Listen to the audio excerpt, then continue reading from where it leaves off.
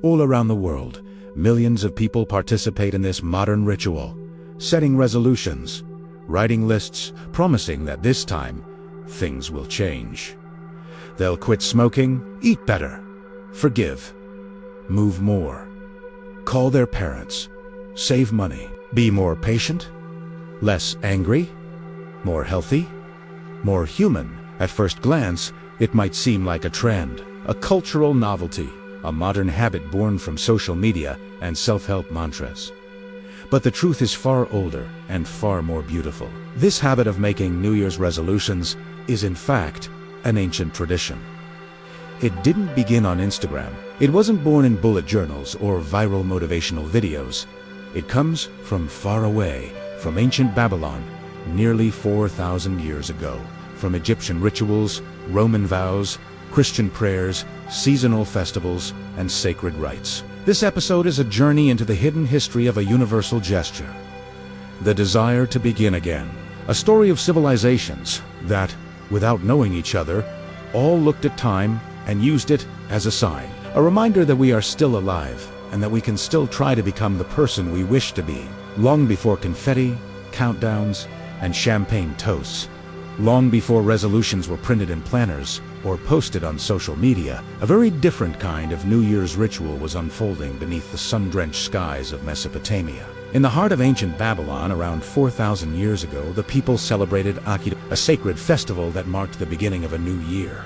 But unlike today's celebrations, Akitu was not about personal goals or self-improvement. It was about cosmic alignment, communal order, and the fragile hope of survival in a world where gods held the balance of life and chaos in their hands. Akitu was celebrated in March during the spring equinox, when the planting season began, a time that symbolized renewal, rebirth, and humanity's eternal dependence on the cycles of nature. This was the Babylonian New Year, and it was treated with gravity. The entire city transformed for nearly 12 days, with elaborate processions, rituals, and public declarations. Central to Akitu was the ritual of promise vows, made not to the self, but to the divine. Babylonians would promise to return borrowed tools, repay debts, and reaffirm loyalty to the king.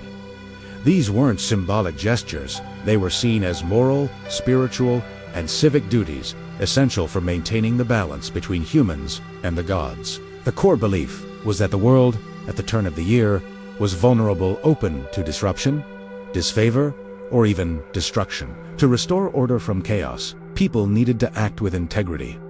The gods were watching, and only those who fulfilled their duties, both spiritual and social, would be blessed with protection and prosperity for the coming year. In one of the most powerful rituals, the king himself was humbled before the statue of Marduk, Babylon's chief deity. In a symbolic ceremony, the high priest would remove the king's regalia, slap his face, and demand a confession that the king had ruled justly and had not abused power. If the king's tears were seen as sincere, the gods would be appeased and the cosmic order preserved. This intersection of spiritual accountability and political symbolism was profound. The new year wasn't just a time to celebrate. It was a time to realign, a time to examine the fabric of society from the most powerful ruler to the humblest citizen, and ensure that each thread was woven with honor, duty, and clarity of purpose. Even more striking is how communal these resolutions were. In Babylon, resolutions were not private thoughts, scribbled quietly in a notebook or muttered internally. They were public declarations made during sacred rituals, meant to reinforce the cohesion of society and the moral compass of its people. To fail in these promises wasn't just to disappoint oneself. It was to jeopardize the harmony of the entire city. This ancient mindset was rooted in the belief that words have power, not metaphorically, but literally. A vow spoken during Akitu had weight, because it was believed to participate in the weaving of fate itself. It wasn't just about what you intended to do, it was about the energy you released into the universe when you spoke those words. And if you broke them, there could be consequences, not only from society, but from the gods themselves. The concept of resolution in Babylon was therefore sacred. It wasn't self-help. It was self-positioning, placing oneself correctly in the moral, spiritual, and natural order of things. This idea echoes across cultures, but Akichu remains one of the clearest historical examples of how human beings use ritual and promise to try to bring meaning to time.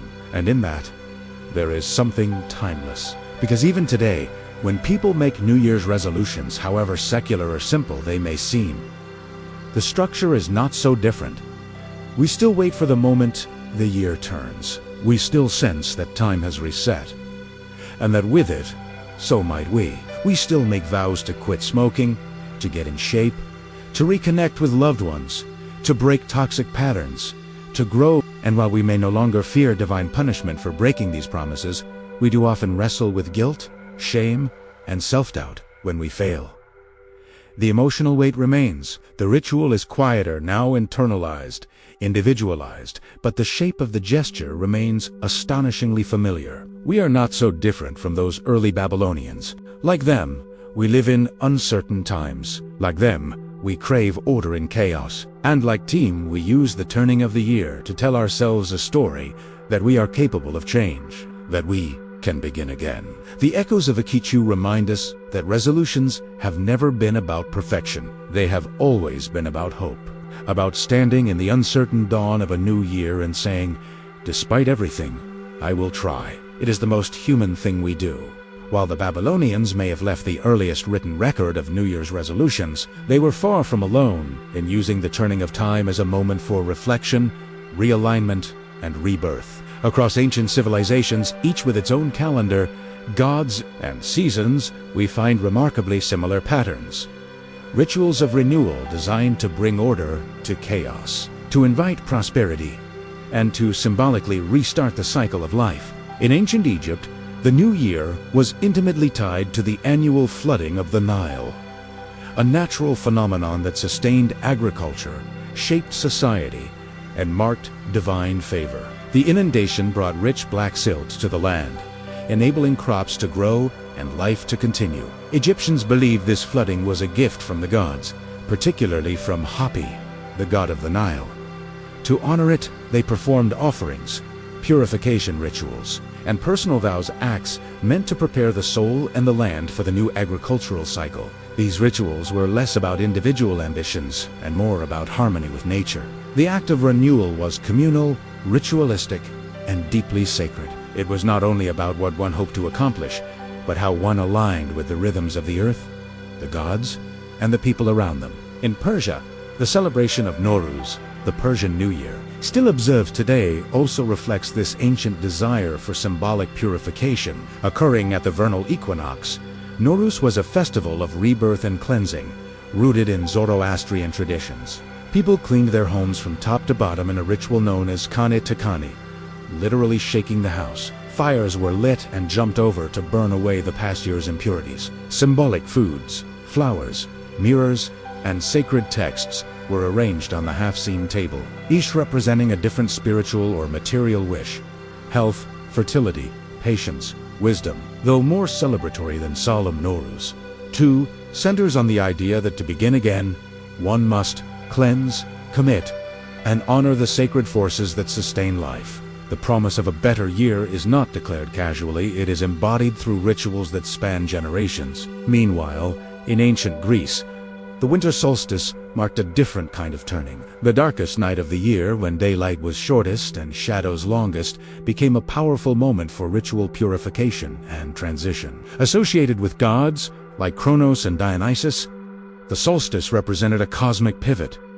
death giving way to light. People performed rites of cleansing, fasted, and made symbolic offerings. The gods were invoked not simply for favor, but to restore cosmic balance. Here, too, the new year wasn't a date, it was a shift, a breath between what had been and what might still become. The Celtic people, whose societies spread across what is now Ireland, Scotland, and parts of continental Europe, had their own version of this symbolic cycle. Celebrations such as Samhain and Symbolic marked key transitions between seasons. During these liminal times, the Celts would light fires, conduct ritual cleansings, and often make vows of protection, unity, or sacrifice. Samhain, the predecessor of modern Halloween, honored the dead and marked the beginning of a new cycle. Symbolic, celebrated in early February, was linked to renewal, fertility, and hope as winter began to recede. Both festivals involved the community as a whole,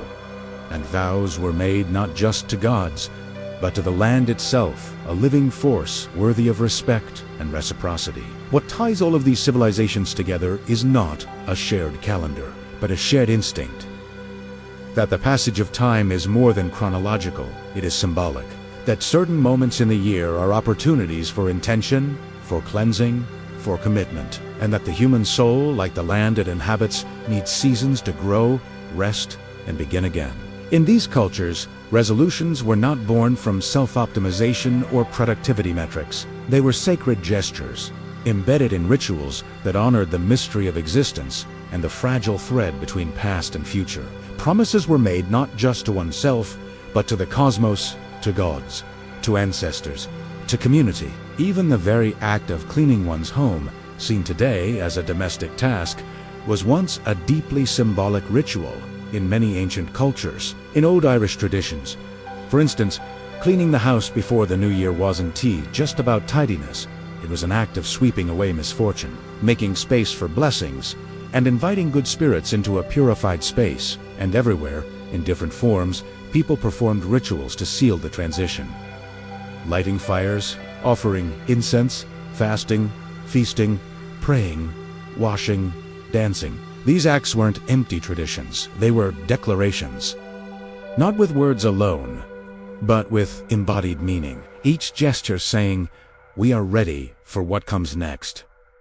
These rituals, though separated by geography, language, and theology, reveal something profound about the human condition. Our desire to find meaning in time, to treat the new year as a threshold rather than just a number, a chance to reframe, to recommit to hope. And while the names have changed, the gods may have vanished, and the fires burn now in digital screens instead of temple altars, the core impulse remains the same. We still long to mark the passing of time with purpose. We still seek to align ourselves with something greater. We still try, in our own way, to begin again. And that is why, even thousands of years later, the new year still feels like more than a date. It feels like a portal. If the Babylonians gave us the ritual of the vow and ancient cultures around the world gave us the rhythm of seasonal renewal, it was the Romans who gave us something that still lives with us today, the very structure of our calendar and the name of the first month.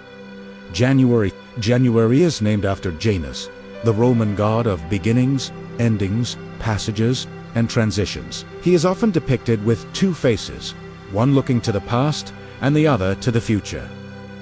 Janus did not belong to a limb. He was older, more mysterious, and uniquely Roman. His presence could be felt in thresholds, doorways, arches. He was the guardian of what had been and what might still be. And so, it made sense that January 1st, the first day of the new year, would be dedicated to him. A moment when Rome collectively stood in a doorway of time, glancing back with memory and forward with hope.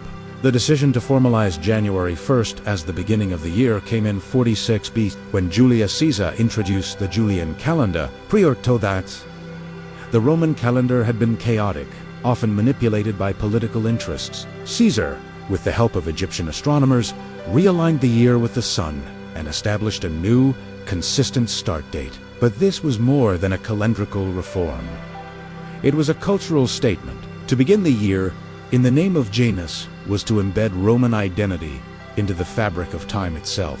And with that came new traditions, new rituals, and, yes, new resolutions. Romans believed that how one began the year influenced how the rest of the year would unfold. So on January 1st, they performed rituals designed to set the tone, offerings of wine and incense to Janus, vows of good conduct, and in many cases, resolutions of moral behavior. Citizens would promise to be more honest, to serve the Republic faithfully, to act with dignity and discipline.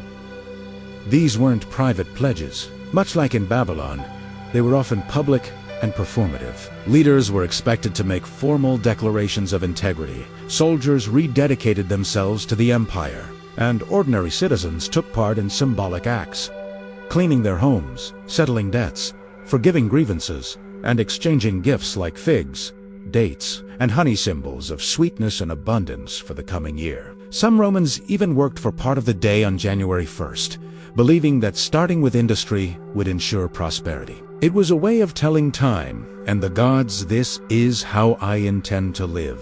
The influence of these rituals extended far beyond Rome's borders. As the empire expanded, so did its customs. And with the later spread of Christianity, many of these traditions were reinterpreted, but never entirely lost. In the Christianized Roman world, January 1st would eventually be observed not as a festival of Janus, but as the feast of the circumcision, or simply as a day of reflection and prayer. Yet the impulse remained to look inward, to begin anew. This Roman framing of time, looking backward and forward, simultaneously shaped more than the calendar.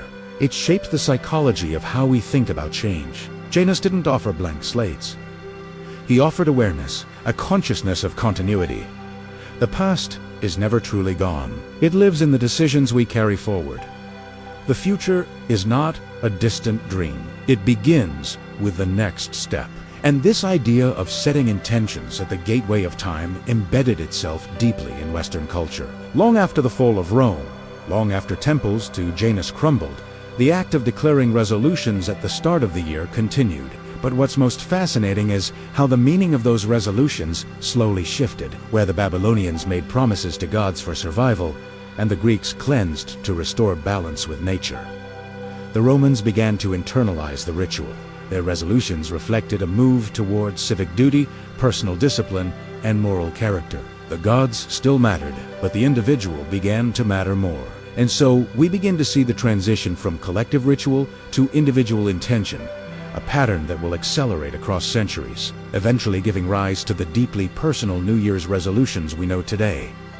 Still, even now, Janus watches us. He watches when we write down goals, knowing we failed last year, but trying again. He watches when we make that first choice on January 1st, to eat well, to speak kindly, to take a step forward, however small. We don't light fires for him anymore. We don't leave offerings. But in the act of looking forward while still holding the past, we are, in some way, still Roman, still standing in a doorway, still believing, as they did, that the way we begin matters. As the Roman Empire gave way to the fragmented kingdoms and feudal structures of the Middle Ages, the customs surrounding New Year's resolutions underwent a transformation, one shaped by the rise of Christianity, the power of the Church, and a worldview rooted in sin, virtue, and salvation. In this era, time itself was reimagined, not as a cycle of nature or empire, but as a divine narrative, a linear journey from creation to judgment. And within this framework, the idea of beginning anew took on a moral and spiritual tone. The new year became less about cosmic alignment and more about the state of the soul.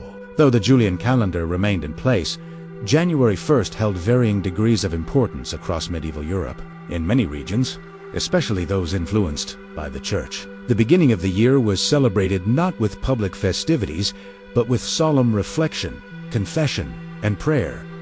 The question was no longer, how can I prosper, but how can I be righteous? One of the most compelling practices of this period was the rise of New Year's vows of virtue. Medieval Christians, especially those in monastic or noble circles, would mark the turning of the year by making resolutions to follow the 10 commandments more closely, to forgive enemies, or to strengthen their faith. These vows were often taken during religious services, particularly on the feast of the circumcision, January 1st, which commemorated the naming and dedication of Christ. For the average peasant, life was too consumed with survival for formal resolutions. But for those in positions of influence, especially knights and nobles, the new year became a moment for oaths of conduct and honor, and none were more symbolic than the vow of the peacock.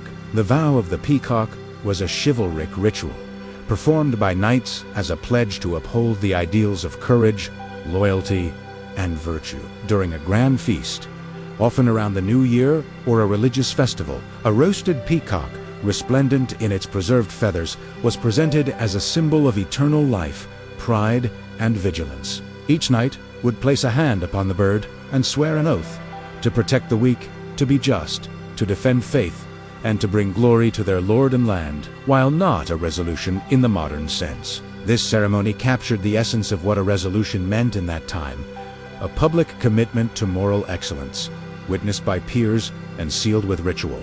These vows were not casual. Breaking them could result in shame, loss of honor, or worse, excommunication. And while the motivations were complex, blending faith, power, and social status, they served a clear function: to set a moral compass for the year ahead. The Church also encouraged the faithful to begin the year with penitence and intention. Sermons from the period often emphasized the fleeting nature of time, reminding listeners that life was short, death was certain, and the soul's fate eternal. The new year was a sacred opportunity to repent, to reflect on one's sins, and to resolve in God's name to live better. In her 1671 diary, Anne Hope, a Scottish writer and devout Christian, recorded one of the earliest known references to the term New Year's resolution. Her entries describe spiritual intentions like "I will not offend anymore," or "I resolve to make peace with those I've wronged." These personal vows were extensions of a long tradition, private, devotional, and deeply introspective. Through these practices, the resolution became a bridge between heaven and earth, between the personal and the divine. The focus was no longer on planting crops or honoring kings, but on cultivating the soul. Yet, even as these sacred vows were central to religious life, there remained echoes of older traditions. The desire to mark time, to symbolically begin again, transcended theology. Whether before a temple idol, a Roman altar, or a cathedral cross, humans continued to seek moments where time opened and offered a chance to reset. This medieval understanding of resolutions as sacred oaths left a lasting imprint on Western culture. It redefined the purpose of beginning anew, no longer for harvest or favor, but for salvation and moral clarity. And though the ritual has evolved, becoming more secular, more personal, the structure of reflection, commitment, and hope remains intact. We may no longer swear oaths upon peacocks. We may not attend sermons on January 1st. But when we sit quietly with our thoughts, make a list, whisper a promise to ourselves, we are, in some way, continuing that lineage. Because deep down, a resolution is still a kind of vow.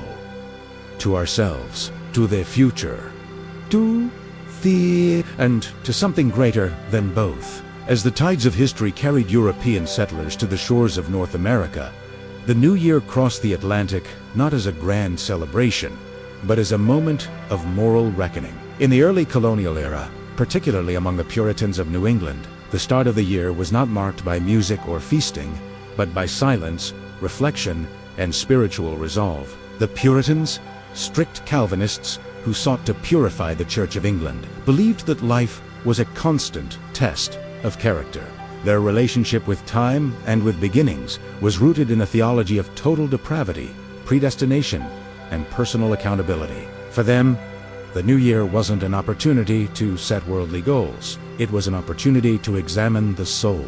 Historical records reveal that many colonial congregations would gather on the first Sunday of the year for what came to be known as the Saturday Sermon. These messages, delivered with sober intensity by community ministers, were less about encouragement and more about warning. Time, Isolde, life is fragile and God is watching. In a 1724 New Year's sermon, Puritan minister Thomas Foxcroft warned his flock to number their days and to redeem the time, because the days are evil. The message was clear. Begin the year by acknowledging your sins, asking for forgiveness, and resolving to live in accordance with God's law. Any deviation from that path could endanger not only the soul but the moral fabric of the community. Within this context, New Year's resolutions became acts of repentance and renewal, often documented in diaries and prayer journals. Individuals would write declarations like, "I resolve to bridle my tongue," or "I will abstain from vanity," or "This year, I shall labor with greater humility." These were not aspirations. They were spiritual mandates, promises to live more righteously. One of the most famous examples of this Puritan resolve is the theologian and philosopher Jonathan Edwards, who, as a young man in the 1720s, composed a list of 70 resolutions that would guide his life for decades. They included pledges like, "Resolved never to speak evil of anyone.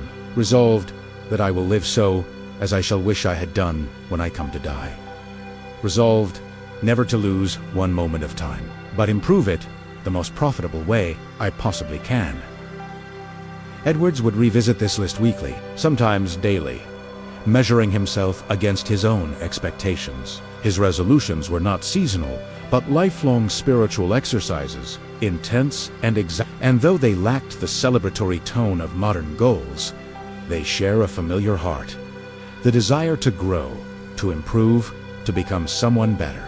These colonial resolutions were often deeply private, written in margins of books, scribbled into prayer journals, or spoken only in whispers during solitary walks. Yet they carried enormous weight. In a society where community was tight, reputation was sacred, and divine judgment loomed large. A broken resolution wasn't merely a failure of discipline, it was a moral breach. Interestingly, despite the Puritan suspicion of earthly pleasures, they were not against joy or renewal. They simply saw these things as spiritual, not sensual. The new year was a time not to party, but to recalibrate, to bring one's will closer to God's, to shed the sins of the past, and to press forward toward the mark. Over time, as American society diversified and secularized, these intensely religious practices began to soften. By the 18th and 19th centuries, newspapers began mentioning resolutions more casually, often tied to temperance movements, charitable giving, or personal morality. Still, the roots remained. The Puritan lens of self-examination lingered in the cultural imagination, to begin a new year by looking inward, not outward. Even today, the echoes of that introspective tradition can be felt. While we may not phrase our resolutions in the language of sin and salvation, many of us still begin the year by searching our conscience. We assess who we've been, who we've hurt, and what we wish we could change. We write goals, but beneath them are questions moral, emotional, spiritual. Am I living well? Am I becoming the person I want to be? What must I leave behind? What must I begin? In this way, the Puritan tradition, stripped of its rigid theology, lives on in the quiet moments we spend with ourselves each January. Not in sermons or oaths, but in the pause, the breath, the line between the old and the new. The colonists may not have given us the fireworks or the champagne, but they gave us something more enduring. The idea that a new year begins not with noise, but with reflection. Not with celebration, but with intention. And in that silence, something sacred still stirs. As the world shifted into the 19th century, industrialization, Enlightenment thinking, and political revolutions began to reshape society, and with them, the very meaning of the new year. The slow unraveling of strictly religious structures gave way to a growing focus on the individual, their habits, their ambitions, their inner lives. In this new era, New Year's resolutions began to loosen their ties to church pews and sacred vows. No longer confined to religious devotion or social oaths, they evolved into personal commitments, blending moral aspirations with the emerging ethos of self-improvement. Newspapers, now widespread, played a pivotal role in this transformation. Throughout the 1800s, periodicals across Europe and the Americas began publishing editorials and anecdotes about New Year's goals. While some articles mocked the predictability of resolutions, many treated them as a respectable tradition, a sign of one's desire to improve, not for divine favor, but for personal virtue. By the early 20th century, this trend had solidified. Articles from papers like the Sacramento Star 1912 described the new year as a time to cast off bad habits and make oneself anew. Resolutions focused less on sin and more on behavioral reform. Drink less, read more, save money, be kind, work harder. They were still moral, in a sense. But now secular morality, tailored not to please God, but to fit into a rapidly modernizing world. Still, even in their new form, resolutions retained their ritual power. In a 1938 article from the Miami Daily News, readers were advised to keep resolutions small, realistic, and steady, not brilliant, but true. The advice sounds familiar, even modern. What changed was not the structure of the resolution, a vow, a hope, a promise, but its audience. People no longer resolved for the gods, the king, or the church. They resolved for themselves. This inward turn continued through the mid-20th century. fueled by the rise of psychology, self-help literature, and consumer culture. The post-war era, particularly in the United States, saw a boom in self-improvement ideals. Be productive, be healthy, be happy. The new year became a time to reflect not only on behavior, but on identity. Gyms began advertising New Year's specials. Diet plans and financial workshops spiked in January. Bookstores filled with titles on forming habits, building confidence, and achieving goals. The modern resolution to lose weight, to exercise, to quit smoking, to manage time better was born here in this intersection of aspiration and commerce. But not everyone was convinced. Even then, skepticism about the effectiveness of resolutions was widespread. A 1937 article in the Fort Myers News Press quoted psychologists who claimed New Year's goals rarely worked, pointing to the emotional highs and lows that accompany unrealistic expectations. This cultural tension between hope and disillusionment has followed resolutions ever since.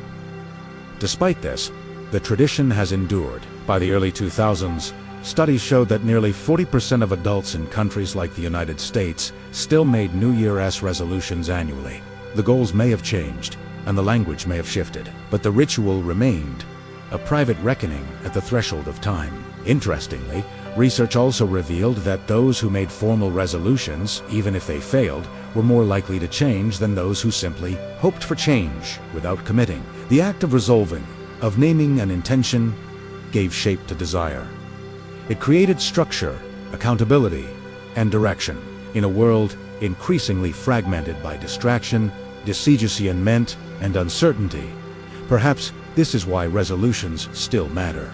They are not guarantees of success, but they are statements of intent, small lighthouses in the fog of time. And so, on every January 1st, people still pause. They light candles, go on walks, sit with notebooks, or simply reflect silently. They whisper words like, "This year will be different. This time, I'll be better." This is the beginning. They make lists. They delete contacts, join gyms, keep jobs. They open new chapters. Not because the clock changed, but because the symbolism of time changing gives permission to begin. Resolutions today may feel cliché, but they remain one of the most powerful remnants of ancient wisdom in modern life. Beneath the surface-level goals lies a deeply emotional ritual, an echo of Babylonian vows, Roman offerings, Puritan reflection, and centuries of human longing. Longing to grow, to reset, to believe in the possibility of something new. And though we live in an age dominated by data, algorithms, and speed, the ritual remains strangely timeless. As if Pontus knows, we are not only creatures of habit, we are creatures of hope. And hope always begins with a promise. Why do we make resolutions year after year, knowing full well that most will not last beyond the first few weeks of January? The answer lies not in failure, but in function. New Year's resolutions, whether fulfilled or abandoned, serve a deeper psychological role. They are not merely to-do lists, they are expressions of identity, hope, and According to modern psychologists, the act of setting resolutions taps into what is known as future self-thinking, the capacity to imagine a version of ourselves who is stronger, kinder, healthier, more focused, more fulfilled. This imagined self becomes a kind of compass, a way to navigate the uncertainties of life with a personal sense of direction. The very moment we write a resolution, whether it's eat healthier, be more present, or spend more time with family, we are declaring a version of ourselves that we want to inhabit. The resolution becomes a symbolic bridge between who we are and who we wish to be. In this way, the resolution is less about the action and more about the story. And stories, psychologists say, are essential to how humans make meaning. We do not simply live lives. We narrate them, and the new year gives us a culturally sanctioned pause point to edit the script, to turn the page, to reinvent the protagonist. This emotional architecture of resolutions explains why they persist across millennia. They are not born from productivity, but from the hunger to be whole. But if resolutions are so powerful symbolically, why do we fail to keep them? The reasons are many: unrealistic goals, lack of planning, over-reliance on motivation, or life's unpredictable currents. But even in their failure, resolutions serve a purpose. They offer an annual ritual of assessment, a gentle nudge towards. The fact that so many people try again each year suggests that the value of the resolution lies not in perfection, but in persistence. There is also the matter of guilt and its complicated relationship with change. Resolutions often carry a heavy emotional weight, a sense of correcting flaws, atoning for shortcomings, or recovering lost time. We look at the past year and see our gaps, the unread books, the missed workouts, the conversations we never had, and we try to fill them with promises. This guilt can sometimes motivate, but it can also sabotage. Psychologists warn that shame-based resolutions often fail because they come from self-judgment rather than self-compassion. When we punish ourselves into change, we may comply briefly, but the effort isn't sustainable. Change, they argue, is more successful when born from kindness toward the self, not condemnation. This insight is echoed in traditions much older than psychology. In ancient rituals, whether Babylonian, Persian, or Roman, the New Year wasn't only about asking for forgiveness or making amends. It was about restoring balance, returning to harmony, reaffirming identity within a larger cosmic or social order. Today, we tend to see resolutions as solitary acts, but historically, they were communal, made among family, tribe, city, or congregation. There's growing evidence that resolutions made in community shared with others, or practiced alongside support groups, are more likely to endure. Accountability, encouragement, and shared purpose all help transform individual hope into collective movement. Even so, in our era of hyper-individualism, most resolutions remain private, often written down, but never spoken aloud. And yet, they are deeply revealing windows into who we are and what we value. Consider the most common New Year's goals across surveys.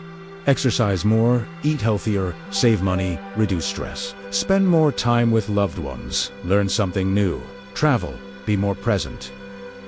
Each of these reveals a yearning for balance, agency, and connection. They aren't just goals, they are emotional blueprints for what we believe will make life richer. These desires transcend culture, class, and country. They are the modern echoes of vows made in temples and at altars long ago. The details have changed, but the emotional core remains. We want to live more meaningfully. We want to be better, not just in performance, but in presence. And perhaps, at its heart, the New Year's resolution is less about control and more about possibility. It is one of the rare moments in time when people globally permit themselves to believe in change, to admit, without embarrassment, that they are not yet who they want to be, but that becoming is possible, that life can still shift, that direction can still be chosen. It is a quiet rebellion against cynicism, a soft answer to chaos, a moment where we place our finger on the pulse of the future and say, I am still here, and I still care. And that matters, because the truth is, we don't need resolutions to survive, but maybe we need them to hope. Every December, as the final days of the calendar slip quietly into memory, the world slows down if only for a moment. Office lights dim, streets fall silent, families gather, the year prepares to exhale. And in that pause, something ancient stirs. We reach for paper, a journal, the notes app on a phone. We write a few words, a list, a sentence, a resolution. Why? Why do we repeat this ritual every year, even knowing that most resolutions won't survive until spring? Because deep in our nature, beneath the logic and the data, beneath the statistics about failure rates and gym memberships, there exists a need for symbolic time, a need to mark moments as sacred, a need to step outside of the endless march of days and say, this one is different, this one matters. And so, we keep doing it. We declare the year new, not because it is, but because we need it to be. This isn't just cultural habit, it's human design. Anthropologists and historians have long observed that across civilizations, people have created rites of passage and liminal spaces in between moments that help us process change. From births and funerals to harvests and solstices, we punctuate time with ceremony. These pauses give shape to experience, helping us navigate beginnings, endings, and everything in between. The New Year is one of the last remaining global secular rituals.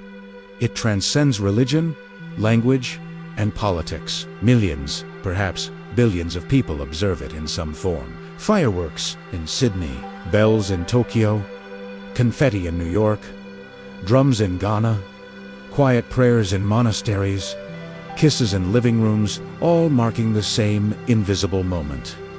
Midnight. But midnight is just a number. What gives it power is what we do with it. We turn it into meaning. We look back and mourn. We look forward and imagine. We look inward and resolve. Even those who reject the tradition, who scoff at resolutions or avoid the new year, New Me sentiment are still responding to the pull of transition. The discomfort they feel is part of the same mechanism. An awareness that time has turned, and we must decide what that means. Psychologists call this phenomenon the fresh start effect. Research shows that people are more likely to make life changes, not at random, but at psychologically significant points in time. Birthdays, Mondays, the first of the month, and especially New Year's Day. These moments serve as mental partitions, clean breaks between then and now. They create a sense of possibility, a chance to leave behind the person we were and step toward the person we want to become. But there is more than psychology at play here. There is something spiritual, even mythic in the way we mark time with hope. When we say, "This is the year I change," we are not just making a plan. We are making a statement about who we believe we are and who we are capable of becoming. That is powerful. That is human. And yes, most resolutions falter, but the act of making them, year after year, becomes its own kind of success. A refusal to give up on growth. A quiet insistence that we are not yet finished. That the future is still unwritten, and we still have a hand in writing it. It's easy to become cynical in a world that often feels rushed, distracted, and disillusioned. Easy to dismiss rituals as pointless, traditions as outdated, hopes as naive. But the persistence of the New Year's resolution tells us something else. It tells us that hope survives ritual. That even in the most modern, secular corners of life, we still crave symbolism, transition, and the chance to begin again. So why do we still do it? We do it because we are meaning makers. Because we need thresholds. Because we understand, consciously or not, that change is not just about effort, it's about story. And stories need beginnings. The new year offers that beginning every year, no matter what came before. No matter how many times we failed. It whispers the same invitation. Try again. Across continents, calendars, and centuries. The impulse to begin again speaks a language we all understand. Whether voiced in a Babylonian temple or scribbled in a smartphone app, resolutions are not relics of the past. They are threads of a shared humanity. They bind together farmers and emperors, monks and teenagers, queens and bus drivers. They are not limited to culture or creed. They are woven into what it means to be alive and longing for more. Terracotta resolutions are a form of recommitment, not only to goals, but to Balu's relationships, identities. They are our way of saying, I'm not giving up on myself. I still care. I still believe. And that belief, fragile, flickering, persistent, is the ember at the center of every civilization. In Japan, this spirit lives in kokizome, the first writing of the year, where individuals compose hopeful calligraphy phrases to set the tone for what's ahead. In Jewish tradition, during Rosh Hashanah and the Days of Awe, people reflect deeply, apologize, and make amends, a spiritual resolution to repair the world and themselves. In indigenous cultures of the Americas, the turning of seasons prompts ceremonies of purification and gratitude, not as symbolic gestures, but as essential rites that remind communities of their place in the web of life. Even in secular societies, the same patterns reappear. We light candles. We journal. We whisper silent prayers. We close doors and open new ones. Each of these moments is different in form, but identical in function. They affirm our need for symbolic structure markers in time that help us find rhythm in the chaos, purpose in the ordinary. And as the digital age accelerates, making time feel flatter, faster, and more fragmented, these rituals become even more essential. They anchor us, slow us, give us space to ask questions that rarely fit into our notifications or feeds. Who am I becoming? What do I need to release? Where do I still believe I can grow? The answers don't always come immediately. That's not the point. The act of asking is itself a resolution. And perhaps the most moving thing about this ritual is how private and collective it is all at once. You might write a resolution alone in the dark, no one watching, no one clapping, and yet, at that very moment, somewhere across the world, someone else is doing the same. In that quiet simultaneity, a kind of global ceremony takes place. One of the only ones left that is entirely voluntary. No rule demands it. No religion insists on it. We do it because we want to. Because we're human. And so, the cycle continues. We begin again. We fail.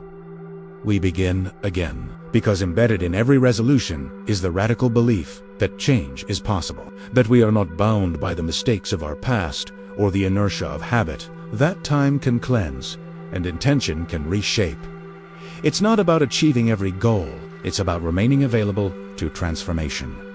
That is why the ritual endures. Why we still pause at the edge of a new year. Why we still pick up pens and make promises, however uncertain. Why we still stare into the future with more hope than fear. And that is what unites us across oceans and empires, from Akichu to 2026. Not perfection, but the willingness to try again. Maybe it starts as a list, scrawled on a napkin, scribbled in a journal. Tapped into a phone before midnight strikes, go to the gym, call mom more often, save money, drink more water, be better. It feels small, personal, ordinary. But what if it isn't? What if that quiet act, that fleeting list, is one of the oldest spiritual gestures known to humanity? Because hidden beneath those modern goals is a much older vow, one whispered in temples and under stars. One offered in prayers and chiseled in clay. A vow that says, the year is new, and Soham. For over 4,000 years, people have stood at the edge of time, looking forward and reaching inward. They've lit fires, cleaned homes, bowed to statues, confessed scenes, shared meals, and named desires. Not because they knew they would succeed, but because naming the desire mattered. Because in the act of resolving we say something rare and sacred. I still believe in change. In Babylon, they believed those who kept their vows would be protected by the gods. In Rome, they thought a strong beginning would shape the months ahead. In Puritan churches, the faithful used the new year to recommit to the soul's discipline. In today's world, the resolution may look different, more personal, more quiet, but it carries the same heartbeat. Begin again. And that, perhaps, is the most powerful resolution of all. Not the specifics, but the spirit. The deep human insistence that no matter how flawed, how tired, how late, or how lost we feel, we can still try to recommit, to realign, to become. So wherever you are, however this new year meets you, whether in joy, regret, hope, or fear, know this. You are part of an ancient lineage, not of perfect people, but of hopeful people. The kind who look at time not as a burden, but as an opening. The kind who dare, again and again, to believe that change is worth pursuing even when it breaks your heart. And so, as the clock turns, and the calendar flips, and the world exhales, don't make the perfect resolution. Just make the one that keeps your heart pointed forward. Because beginnings aren't made by circumstance. They're made by courage. If you enjoyed the video, help us keep the channel going. Like, share your thoughts, and follow World Traditions so we can keep showcasing traditions from around the world.